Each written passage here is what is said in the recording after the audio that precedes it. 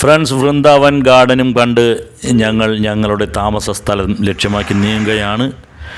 അതിനു മുൻപായി തന്നെ നമ്മൾക്ക് അത്താഴം എന്തെങ്കിലും കഴിക്കണം. അപ്പോൾ ഇങ്ങനെ ഒരു റെസ്റ്റോറൻറ്റ് നമ്മളുടെ വിജയനഗറിൽ ഞങ്ങൾ താമസിച്ച റൂമിൻ്റെ അടുത്ത് തന്നെയായിട്ട് ഗോൾഡൻ റിവേറ എന്ന ഹോട്ടൽ, വേറെ ദൂരെ എവിടേക്കും പോകാൻ പറ്റില്ല, സമയമില്ല. അതുകൊണ്ട് ഈ ഒരു റെസ്റ്റോറൻറ്റിൽ തന്നെ കഴിക്കാമെന്ന് വെച്ചു. നല്ലൊരു ആംബിയൻസ് ആണ്, നല്ലൊരു റെസ്റ്റോറൻറ്റ്, കാണാനും വളരെ വൃത്തിയും എല്ലാമുള്ള ഒരു നല്ല റെസ്റ്റോറൻറ്റ്.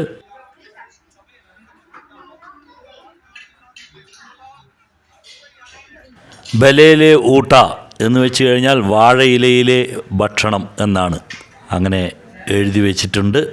ഞങ്ങൾ തന്തൂരി റൊട്ടിയും നാനും ഒരു കടായി മഷ്റൂം, അതേമാതിരി ഒരു ചിക്കൻ കറിയും ഇത്രയുമാണ് ഞങ്ങൾ ഓർഡർ ചെയ്തിരിക്കുന്നത്. അപ്പോൾ ഞങ്ങൾക്ക് ഭക്ഷണം കഴിച്ച് റൂമിൽ പോയി ഒന്ന് റെസ്റ്റ് എടുത്ത് കിടന്നുറങ്ങി രാവിലെ തന്നെ പാലക്കാട്ടേക്ക് തിരിച്ചു പോകേണ്ടതാണ്. ഭക്ഷണം എത്താൻ കുറച്ച് സമയമെടുക്കുമെന്ന് പറഞ്ഞപ്പോൾ ഞങ്ങൾ ഒരു സ്റ്റാർട്ടറായിട്ട് ഒരു ടോസ്ഡ് സാലഡ് കൂടെ പറഞ്ഞിട്ടുണ്ട്.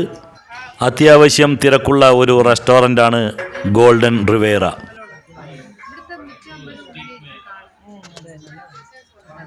സംഗതിയൊക്കെ നമ്മളുടെ ഇവിടുത്തെ കേരളത്തിലെ പോലെ തന്നെ ഒരു പ്ലേറ്റ്, അതിന് മുകളിൽ വട്ടത്തിൽ ഒരു ഇല കയറി വെച്ചിരിക്കുന്നു. എന്തായാലും സാലഡ് വന്നതും കഴിഞ്ഞതും ഒന്നും നമ്മൾ അറിഞ്ഞില്ല.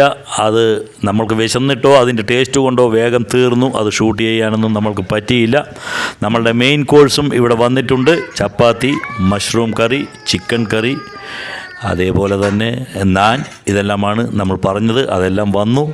കഴിച്ച ഭക്ഷണം എല്ലാം തന്നെ വളരെ രുചികരമായിരുന്നു, വളരെ ഹൃദ്യമായിരുന്നു. ഒന്നും പറയാനില്ല, അടിപൊളി എന്ന് തന്നെ പറയാം.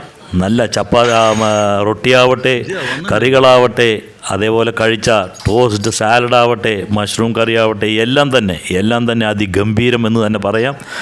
നല്ലൊരു ആംബിയൻസ് ഉള്ള നല്ലൊരു റെസ്റ്റോറൻറ്റ്, രുചികരമായിട്ടുള്ള ഭക്ഷണം. നിങ്ങളും മൈസൂർ സന്ദർശിക്കുകയാണെങ്കിൽ, വിജയനഗറിൽ പോവുകയാണെങ്കിൽ ഈ റെസ്റ്റോറൻറ്റ് ഒന്ന് ട്രൈ ചെയ്ത് നോക്കുക. അത്രയ്ക്കും രസകരമായിട്ടുണ്ട്, അത്രയും രുചികരമാണ്. അതുകൊണ്ടാണ് ഇങ്ങനെ ഒന്ന് പറയുന്നത്. ഇനി ഞങ്ങളും വീട്ടിലേക്ക് പോയി ഒന്ന് കിടന്നുറങ്ങണം. ഫ്രണ്ട്സ്, രാത്രിയിലെ അത്താഴവും കഴിഞ്ഞ് നല്ലൊരു ഉറക്കവും കഴിഞ്ഞ് രാവിലെ ഒരു 9:30 കൂടിയാണ് ഞങ്ങൾ ഈ മൈസൂരിൽ നിന്നും താഴേക്ക് ഇറങ്ങുന്നത്. ഞങ്ങൾ പോയ അതേ വഴിയിൽ തന്നെയാണ് തിരിച്ചു വരുന്നതും. എന്തായാലും പോകുമ്പോഴുണ്ടായിരുന്ന ആ ഒരു ട്രാഫിക് തിരക്കൊന്നും ഇപ്പോൾ ഇല്ല. അതുകൊണ്ട് യാത്ര കുറച്ച് സുഗമമായിട്ട് നടക്കുന്നുണ്ട്. ഒരുവിധം റോഡെല്ലാം കാലി എന്ന് തന്നെ പറയാം. പക്ഷേ ചില സന്ദർഭങ്ങളിലെങ്കിലും നമ്മൾക്ക് മുഷിച്ചിലുണ്ടാക്കുന്ന ചില കാഴ്ചകൾ എന്ന് വെച്ച് കഴിഞ്ഞാൽ, ഇത്തരം സ്ഥലങ്ങളിലെല്ലാം നമ്മൾ ഡ്രൈവ് ചെയ്യുമ്പോൾ വളരെ ശ്രദ്ധിക്കണം. കാരണം ചെറിയ വണ്ടികൾ പോകുമ്പോൾ താഴെ നിന്നും മേലെ നിന്നും അവർ ശ്രദ്ധിക്കണം.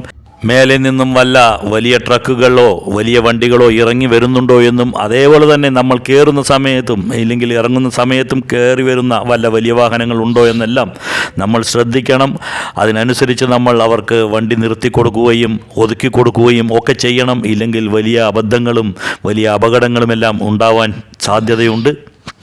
നമ്മൾ മൈസൂരിലേക്ക് പോകുമ്പോൾ വളരെയേറെ ബുദ്ധിമുട്ടി കഷ്ടപ്പെട്ട് കയറി വന്ന വഴികളാണ് ഇതൊക്കെ. കാരണം അപ്പോൾ അത്രയ്ക്കും ട്രാഫിക്കായിരുന്നു ഇവിടെയൊക്കെ. ഇനി ട്രാഫിക് ഇല്ല, റോഡെല്ലാം വളരെ വിജനമാണ് എന്ന് പറഞ്ഞ് ഒരുപാട് സ്പീഡൊന്നും എടുത്ത് വണ്ടി ഓടിക്കാൻ പറ്റില്ല. കാരണം അത്രയ്ക്കും കെയർഫുള്ളായിട്ട് വേണം നമ്മൾ ഇത്തരം ഹെയർ പിന്നിലെല്ലാം വണ്ടി ഓടിക്കാൻ. ഒരു കാരണവശാലും സ്പീഡ് എടുത്ത് വണ്ടി ഓടിക്കുകയോ ഒന്നും ചെയ്യരുത്. കാരണം ചിലപ്പോൾ പെട്ടെന്നായിരിക്കും ഒരു വണ്ടി കയറി വരിക, ഇല്ലെങ്കിൽ ഒരു വണ്ടി ഇറങ്ങി വരിക.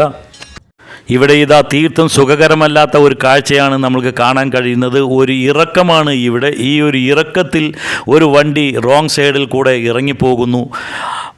അപ്പുറത്തു നിന്നും വല്ല വണ്ടിയും വരുന്നുണ്ടെങ്കിൽ ഇതിലും വലിയ ഒരു അപകടം ഇനി വരാനില്ല. അതുകൊണ്ട് അദ്ദേഹത്തിൻ്റെ അജ്ഞത കൊണ്ടോ അറിവില്ലായ്മ കൊണ്ടോ ഒക്കെ സംഭവിക്കുന്നതാണ് ഇത്. അങ്ങനെ അറിവില്ലാത്തവർ പ്രത്യേകം ശ്രദ്ധിക്കുക, ഇങ്ങനെയൊന്നും ചെയ്യരുത്, പ്രത്യേകിച്ച് വളവുകളിൽ. അവിടെ ഒന്നും അറിയില്ല കേട്ടോ, കാർ ആ വഴിക്ക് പോയാൽ ഇതൊക്കെ ഒന്ന് അധികൃതരും ശ്രദ്ധിക്കണം. ഇങ്ങനെ എല്ലാവിടെയും മതിലൊന്നും ഇല്ല. ഇപ്പോൾ എന്തെങ്കിലും അപകടമുണ്ടായാൽ കൂടെ ആ മതിലെല്ലാം ഇടിച്ച് വണ്ടി നിന്നു എന്ന് വരാം. പക്ഷേ അതില്ലെങ്കിൽ വണ്ടി നേരെ ചെന്ന് വീഴുന്നത് ഒരുപാട് അടി താഴ്ചയിലേക്കായിരിക്കും. ഫ്രണ്ട്സ്, അപ്പോൾ നമ്മൾ 27 ഹെയർ പിന്നുള്ളതിലെ രണ്ടാമത്തെ ഹെയർ പിന്നിലാണ് ഇപ്പോൾ ഇറങ്ങി എത്തിയിരിക്കുന്നത്. ഇനി ഇനി ഒരു ഹെയർ പിൻ വളവ് കൂടിയാണ് ഉള്ളത്. അതുകൂടി കഴിഞ്ഞാൽ നമ്മൾ ഈ ചുരം ഇറങ്ങിക്കഴിഞ്ഞു എന്ന് പറയാം. അപ്പോൾ ഇന്നത്തെ നമ്മളുടെ ഈ ഒരു വീഡിയോ ഇവിടെ നിർത്തുകയാണ്. നമ്മുടെ ചാനൽ ആദ്യമായിട്ട് കാണുന്നവർ ഇതൊന്ന് സബ്സ്ക്രൈബ് ചെയ്യുക, എല്ലാവരും ഇതൊന്ന് ലൈക്ക് ചെയ്യുക, എല്ലാവരും തന്നെ ഇതൊന്ന് ഷെയർ ചെയ്ത് മറ്റുള്ളവരിലേക്ക് കൂടെ എത്തിക്കുക. ഇതാ ഇപ്പോഴും ഒരു റോങ് സൈഡിലൂടെ കയറി വരുന്ന ഒരു വണ്ടിയുടെ ദൃശ്യമാണ് നമ്മൾ കണ്ടത്. ഇതെല്ലാം പ്രത്യേകം ശ്രദ്ധിക്കുക. ഫ്രണ്ട്സ്, നമ്മൾ കാണിക്കുന്ന ഒരു അബദ്ധം, ഒരു കയ്യബദ്ധം, ഒരു വിഡ്ഢിത്തരം എന്നെല്ലാം വേണമെങ്കിൽ പറയാം. ഒരു നിമിഷത്തെ ഇല്ലെങ്കിൽ ഒരു സെക്കൻഡിൻ്റെ അബദ്ധം മതി നമ്മൾക്ക് പല ജീവനുകൾ ഇല്ലാതാവാൻ. അതുകൊണ്ട് വളരെയേറെ ശ്രദ്ധിക്കുക. പ്രത്യേകിച്ചും ഇത്തരം ഹെയർ പിൻ വളവുകളെല്ലാം ഉള്ള സ്ഥലങ്ങളിൽ നിങ്ങൾ വണ്ടി ഓടിക്കുമ്പോൾ പ്രത്യേകം നിങ്ങൾ ജാഗരൂകരായിരിക്കേണ്ടതാണ്.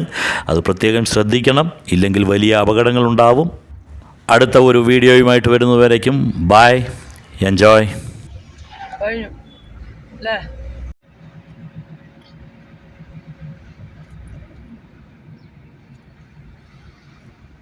കഴിഞ്ഞു ഹെയർ പിൻ കഴിഞ്ഞു.